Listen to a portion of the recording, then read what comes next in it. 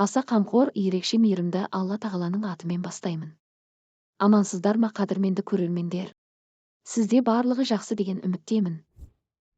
Алдымен 18 мың ғаламды жаратқан жаратушы иемізге сансыз мақтау мен мадақтар болсын. Сонымен қатар екі дүниенің сардары, сүйікті пайғамбарымыз Мұхаммедке сансыз салауаттар мен сәлемдер болғай. Сынаптай сырғыған уақытпен ілесіп, жаратушы иеміздің қалауымен қасиетті Ережеп айына аман есен жетіп отырмыз. Биыл қадірлі Ережеп айы 1 қаңтарда басталды. Исі мұсылман жұртшылығы үшін қасиетті 4 ай бар. Сол ұлық айлардың бірі Ережеп. Бұл туралы қасиетті Құран кәрімнің Тәубе сүресінің 36 аятында. Расында Алланың қасында көктер мен жерді жаратқалы Алланың кітабындағы айлардың саны 12. Бұлардан 4-еуі құрметті айлар.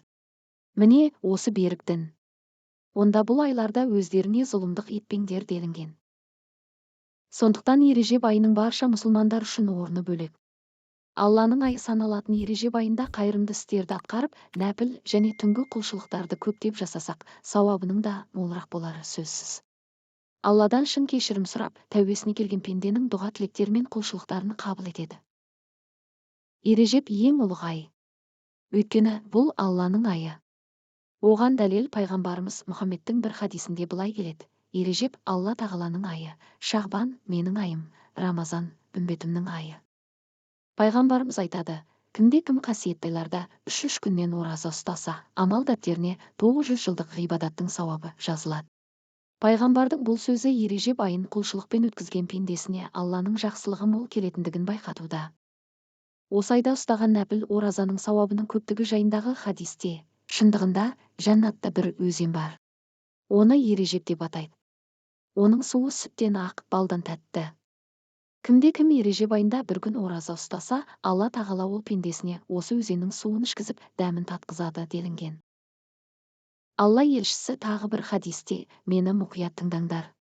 Ережеп адамдардың ұрыс-керіске араласпай тыныш, бейбіт жүретін Алланың айы болып табылады. Кімде-кім жүрегімен сеніп және шын пейілмен маңыз беріп, Ережеп айында бір күн ораза ұстаса, ұлы Алланың ризалығына бөленеді деп айтқан. Ережеп айында қасиетті түн бар. Ол Миғраж түні. Миғраж Ережеп айының 26-сынан 27-сіне қараған түн. Миғраж оқиғасы хижреттен 1,5 жыл бұрын Ережеп айының 27-ші түнде болды.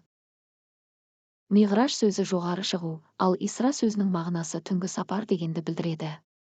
Алла тағала қасиетті Құран кәрімде Миғраж оқиғасын былайша баян етеді: құлым бір түні өзіне белгілерімізді көрсету үшін Масжид харамнан біз айналасын мұбарак қылған Масжид Ақсаға апарған Алла әр түрлі кемшіліктен пәк.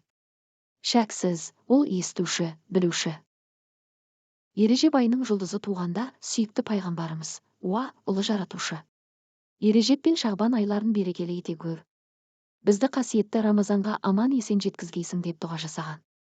Сондай-ақ Алла елшісі Ережеп пен Шағбанда ұдайы ауыз бекітіп, нәпіл ғибадаттарды молынан атқарып, руханиятқа ерекше көңіл бөлген.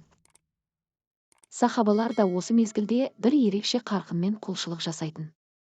Парызбен қоса нәпіл құлшылықтарын орындап, жоқ-жітікке, жетімдер мен кембағалдарға қол ұшын созып көмектесетін.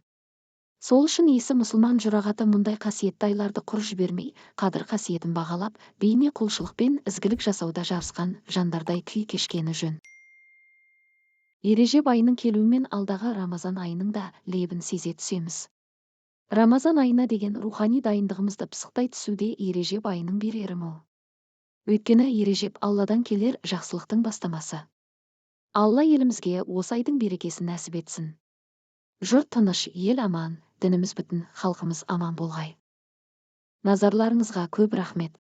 Келесі кездескенше аман сау болыңыздар.